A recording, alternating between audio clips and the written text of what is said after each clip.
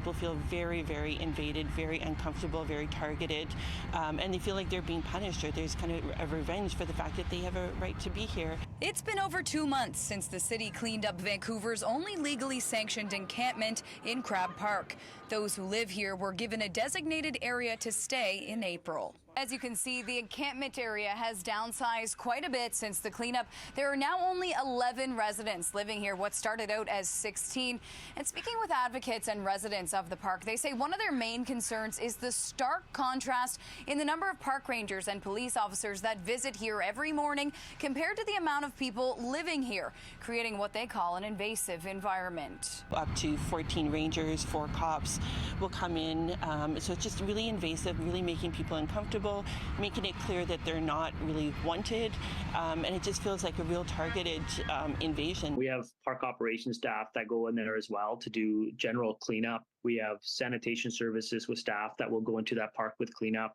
We've got our park rangers, and they could be 3 to 6 rangers potentially going to the park.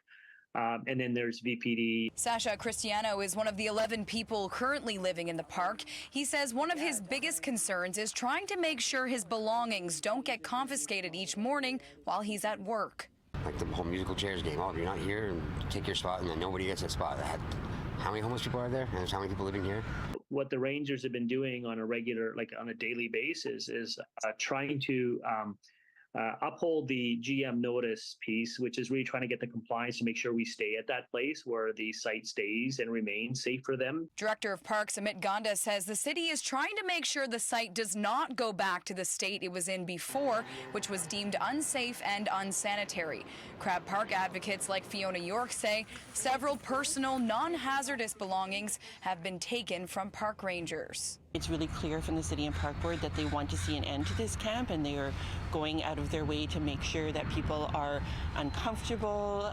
They're deprived of things that they need just for their very survival, things that make people comfortable. Pressure like that, it agitates everybody, and it just makes a really unhealthy kind of environment. 4 of the original 16 tenants have since been housed. The city says the end goal is for the encampment to no longer exist and to find everyone their own home indoors.